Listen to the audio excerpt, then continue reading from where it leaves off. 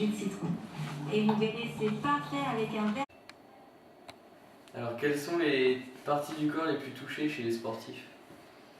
Alors, les parties du corps les plus touchées, on va retrouver donc, au niveau membre inférieur, on aura tout ce qui est pieds, chevilles, genoux.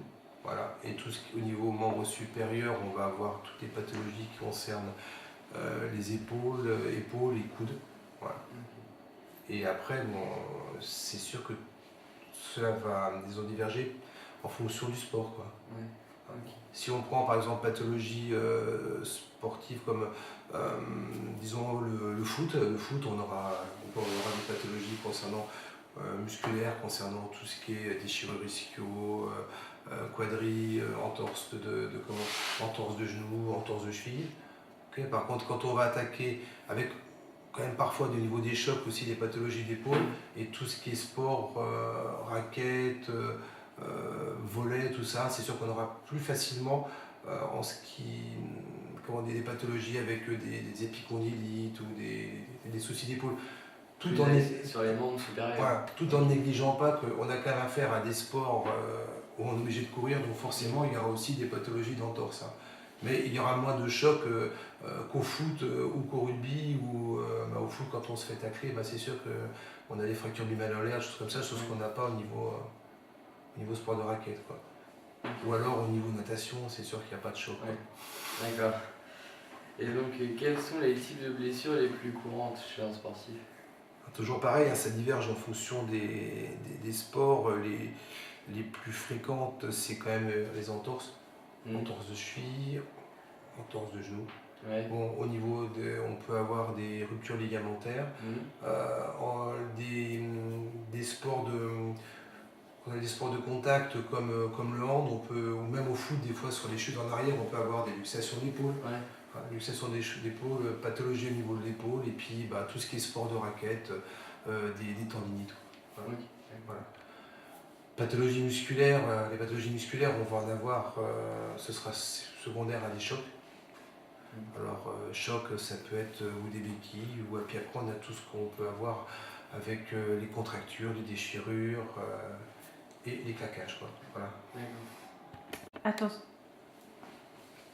Alors, concernant la rééducation, quels sont les différents exercices et les différentes machines que vos patients utilisent? Alors pour ça, je pense qu'il faut déjà diviser en deux pour un sportif le temps de la guérison, c'est-à-dire déjà du moment où il y a la blessure jusqu'à ce que j'appelle la normalisation. La normalisation, c'est quelqu'un qui ne fait pas de sport, et après, donc, quand on est capable après d'être en normalisation, on fait ce qu'on appelle l'athétisation. D'accord? Donc déjà, les machines, les appareils dont on se sert, sur quelqu'un qui est blessé, sur les pathologies musculaires, on peut se servir d'appareils de physiothérapie, donc c'est l'électrothérapie, des ultrasons. Sur les blessures musculaires, on peut avoir des ondes courtes. Voilà. Des ondes courtes, on utilise aussi pas mal de froid. Voilà. Et puis en rééducation, on sert aussi nos mains. Ouais. Voilà. Logiquement, quand on sert de tout ça, on devra arriver à un moment où, donc, ce que j'ai appelé la phase de normalisation. Et après, à partir du moment où on va commencer l'athlétisation, donc là, on aura besoin d'autres machines. On peut continuer à servir encore d'appareils d'électro, d'US pour soulager si on veut. Mais là, ce sera carrément des machines de musculation, quoi. On pourra avoir affaire à on peut faire du vélo, de la presse, des choses comme ça, quoi. Pour être prêt à réattaquer le sport. Tout à fait, pour être au top. Et bien souvent, cette phase d'athlétisation, elle se fait en parallèle à une phase de reprise sportive, mais allégée. Voilà. Ok. Et quel est le temps de rééducation pour les blessures les plus fréquentes? Alors ça, c'est pareil, ça dépend du type de blessure. Une contracture, ça peut durer, c'est une contracture, on a une dizaine de jours. Après, si on commence à attaquer les déchirures et les claquages, ça peut monter jusqu'à 6 semaines. Une entorse bénigne, on peut avoir 10 jours de résine ou d'attelle avec un temps de rééducation qui va être après, 3-4 semaines. Mais si on commence à attaquer des choses plus sérieuses comme un ligament croisé, en post-op c'est 6 mois et reprise du sport au bout d'1 an. Ouais. Voilà, et puis bon, tout ce qui est tendinite, bon maintenant il y a une prise en charge qui est un peu plus adaptée. On fait reprendre les gens en même temps qu'on les traite, mais bon, ça peut être long, hein. Ça peut être long. Bon, Ouais, quand je dis ça peut être long, il ne faut pas exagérer quand même, hein. La plupart des blessures musculaires ou des blessures qu'on a en traumato, allez, on peut dire qu'une moyenne à peu près d'un mois et demi, 2 mois, quoi. Voilà, d'accord. en moyenne, hein. Ok. Et la fréquence des visites de vos patients pour la rééducation? Rééducation, on dit en général, alors sauf, ouais, on va dire 3 à 4 séances par semaine. Ok, 3 à 4 séances par semaine, et puis après, bah, le nombre de semaines, c'est fonction de ce que c'est, quoi. d'accord. Un croisé 6 mois, je dirais, si c'est une fracture, quelqu'un qui se fait tacler au foot, une fracture bimalléolaire, bah, il y a déjà une immobilisation qui peut durer on va dire, entre 6 à 7 semaines, plus rééducation derrière, donc voilà, c'est un domaine vaste, et bah, disons que les blessures musculaires, en général, sont moins longues que tout ce qui est, Aussi. osseux, ouais. Ok, Sauf le claquage. d'accord. Voilà. Mais là-dessus, après, bon, faut que le sportif soit raisonnable. D'accord. C'est une autre histoire, Ouais. ça.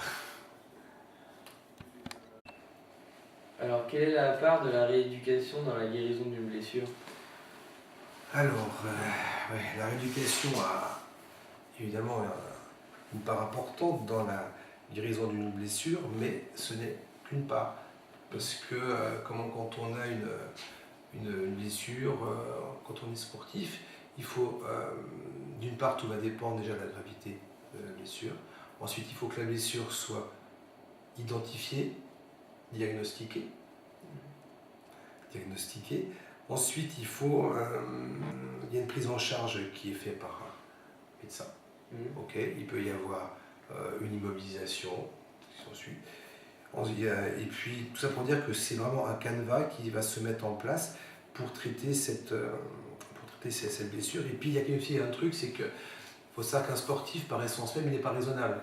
Quand on lui dit de s'arrêter pendant 3 semaines, c'est 3 semaines incompressibles, et c'est souvent qu'au bout de 2 semaines, eh ben, il va chercher à faire, il va essayer. Ouais. Voilà.